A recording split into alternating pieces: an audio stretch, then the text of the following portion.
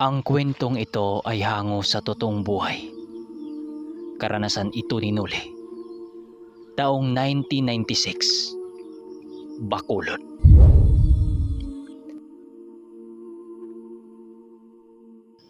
Lumipas ang mga minuto. Nagtipon-tipon na ang pangkat ni Noli at Omar.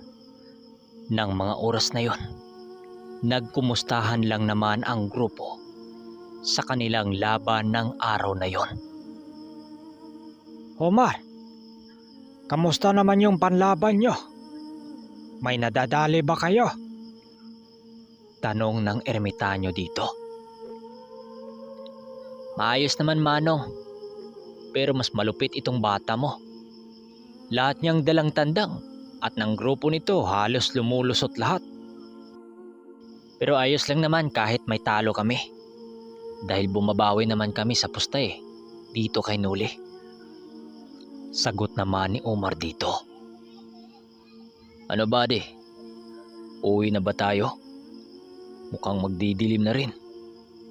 Singit naman ni Noli dito. Sinabi lang naman ni Omar na mamaya aalis na sila dahil hinahanap pa niya ang ilan niyang mga kasama. Makalipas ang mga minuto, kasagsagan na nga silang naglalakad pabalik ng baryo. Hindi noon akalain ng mga kasama ni Omar na gano'n nagpapanalo ang mga dala nilang mga tandang.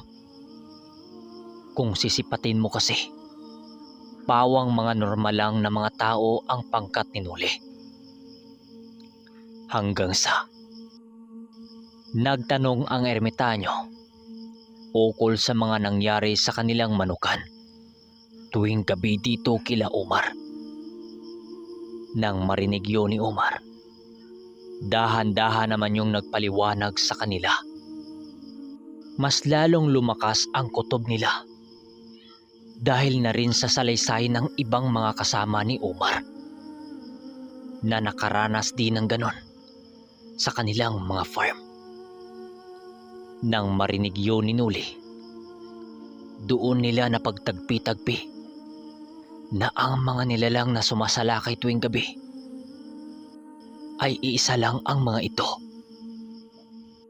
Pagdating nila Noli sa baryo, agad din naman nilang isinaayos ang lahat nilang mga kagamitan at mga alaga. Sa pagsapit ng alas 7 ng gabi, abala naman sila sa pagluto ng mga bihag na mga manok para sa pulutan nila mamaya.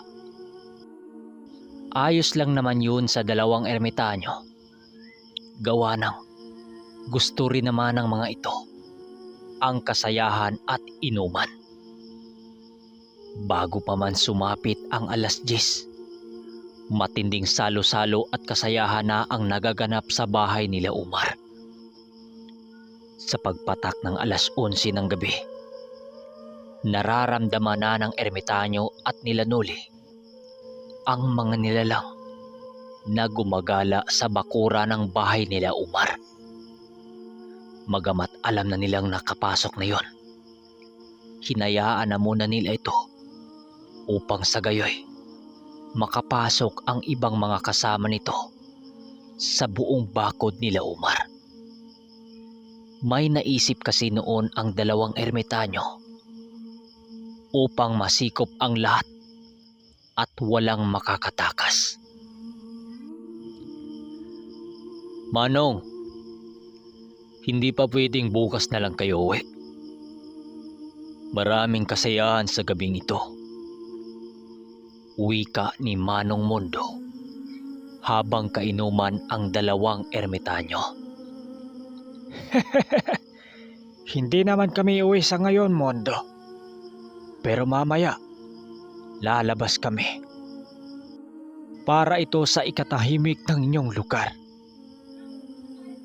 Wika nito sabay sinya sa mag-ama. Agad namang naintindihan ng mga ito ang ipinahiwatig ng matanda at sumang-ayon naman ang mga ito. Makalipas ang mga oras, Tumungo naman itong sinuli at Manong Duming sa may bandang labas ng kubo kung saan sila umar. Pagkalapit nila dito, agad namang kinausap ni Manong Duming ang mag-ama. Habang sinuli, pinagmasdan ang sikat ng buwan. Mundo, Omar, sa oras na lalabas na kami mamaya, dito sa pamamahay nyo, huwag nyo nang tangkain pang sumunod sa amin. Delikado sa labas para sa kagaya nyo. Wika nito. Tumango lang naman ang mga ito, habang baka sa pagmumukha ang kaba at takot. Alam kasi ng mga ito na kapag si Manong Duming na ang magsalita, may magaganap na naman na digmaan laban sa kanilang misyon. Maya-maya pa, lumabas na rin silang apat habang naiwan ang mga kasama ni Lando at Guyo sa loob ng bahay nila Umar, habang tuloy ang kanilang kasayahan. Sa paglabas nila ng bakod ng bahay nila Umar, ay ang pagharap naman nila sa napakalawak na farm ni Umar. Maigi na sila noong naghanda upang sikupin ang mga nilalang na namiminsala sa mga alaga nila. Kayong dalawa, Nole, gamitin nyo ang mga kilos nyong kayang magkubli sa mga mata ng kalaban natin. Kami na din ang bahala ni Carpio sa aming gagawin. Wika ni Manong Duming upang hindi sila matunugan ng mga alaga ng mga awok. Halos kalahating oras din silang nagmamatsyag doon sa paligid upang mahanap ang insaktong pagkakataon para tugisin ang mga alaga ng mga demonyong yon. Maya-maya pa, sa patuloy nilang pakikiramdam, doon na nila narinig ang pag-ugtakan ng mga tanda ng mayroong panganib sa kanilang paligid na nagkukubli. Pero nais nila itong kumpirmahin kung ano ba talaga ang itsura ng mga ito. Habang naghahanda sila Nuli, merong pumasok noon sa katanungan ng kanyang isipan kung sigbin ba talaga o ang mga alaga ng mga awok ang naroroon. Maari ding nasa paligid lang ang mga awok, gawa ng ayon kay Manong Duming, hindi pupunta ang mga ito kung wala yung nagmamay-ari sa kanila. Sa patuloy nilang pag-usad, doon na nila nakita ang mga nilalang na dahan-dahang gumagapang sa loob ng manukan. Kitang-kita nila ang mga nilalang sa bawat pagsulputan nito. At maya-maya pa, harap-harapang nakita ni Nuli ang pamamaraan ng mga ito sa pagsipsip sa mga dugo ng mga manok sa lugar. Dahil sa mga nasilayan ni Nuli, agaran din silang gumawa ng kanilang hakbang upang pigilan ang mga unlaon sa pagpasok sa kabilang area. Dahan-dahan ang isinagawa ng dalawang ermitanyo ang paghuli nila dito. Pinapaikutan nila ito habang nag-uusal ng mga pangsikop dito. Nang maghudyat na ang ermitanyo, agad namang nagpapalit anyo si Nuli at si Danilo ng kanyang birtod. Si Danilo naman, ginagamit din ito ang malalakas na sabulag niya. Nang malapit na sila dito, sa hindi malamang dahilan, nagawa sila nitong natunugan. Nagsisititigan ito sa kanila habang nanlilisik ang mga mata. Walang ano-ano. Agad dinukot nila Nuli ang kanilang mga tabak Gawa ng ang akala nilang mga sigbin ang mga ito, ay hindi pala. Mas mabangis ito ng dihamak sa mga sigbin dahil ang mga naabutan nila ay bunaw na lahi.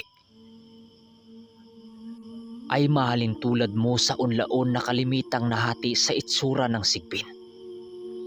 Bawat mga paa nito ay mayroong mga nakausling buto sa likod na pinakapangunahin nitong sandata. Kung baga sa manok, yun ay bulang o tahod.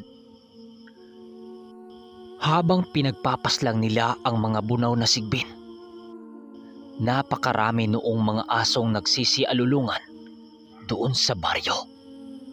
Dahil sa pambihirang kaalaman ng dalawang ermitanyo, saglit lang nilang nilipol ang mga bunaw na sigbin. Animoy mga aso noon ang mga kalaban na nakipaglaban sa mga leon. Magaman marami silang napaslang, may ilan ding nakatakas niyang siyang sinundan nila Nuli at Danilo kung saan ito uuwi. Hindi kasi malabong may pinagpupugaran ito o di kaya isang aswang ang namamahala dito. Alam kasi nila Nuli na hindi madadala ang ganong uring nilalang at uulit ito ng uulit kung kailan nila gugustuhin.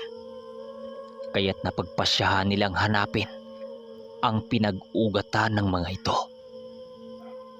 Alam nilang nababawasan na nila ang bilang ng mga bunaw, pero hindi yun sapat para kay Nuli at Danilo dahil magdudulot ito ng malaking kawalan sa mga magmamanok sa lugar. Sa pagsapit ng madaling araw, sinisigurado nilang apat na matunton ang kuta ng mga ito. Dahil kasi sa mga bunaw na hindi nila napaslang, pinili nilang sundan ito upang magawa nilang malaman ang lungga nito. Sa pagsunod nila Nuli noon, nanatiling alerto lang sila sa buong paligid upang maging handa sa hindi inaasahang pagsalubong ng mga ito.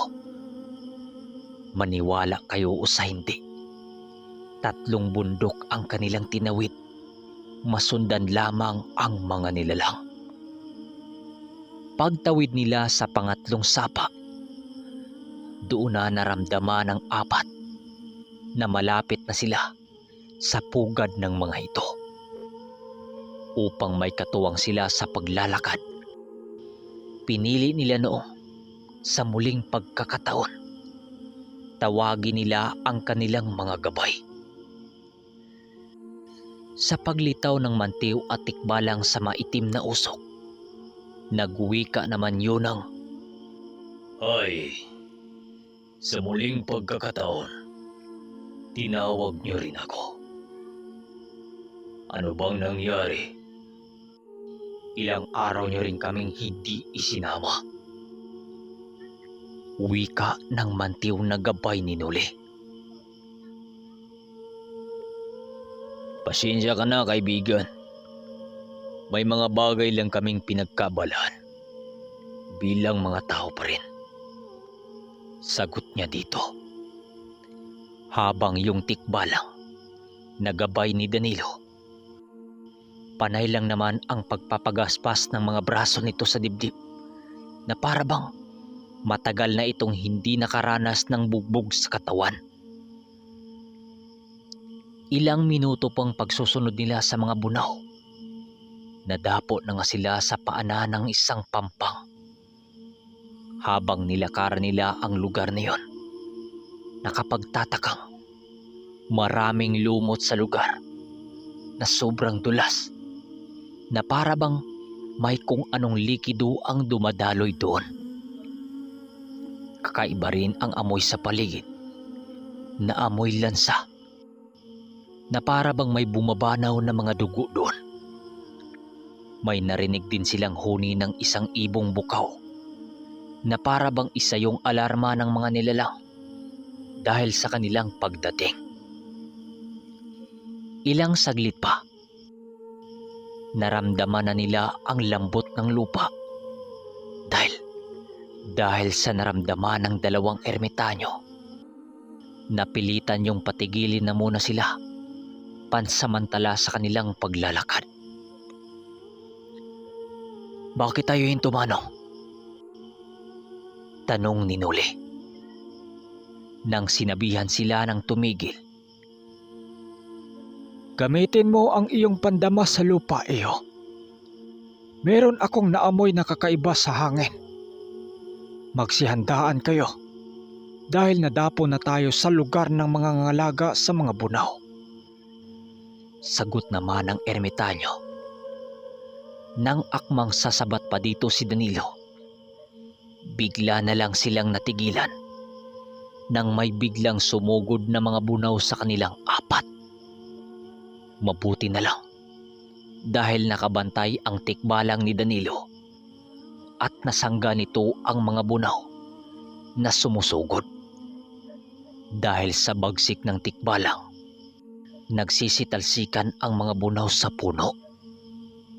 Dahil wala pa silang ginagamit na mga kargada sa katawan, kaya't nasipat sila ng manilalang na yon.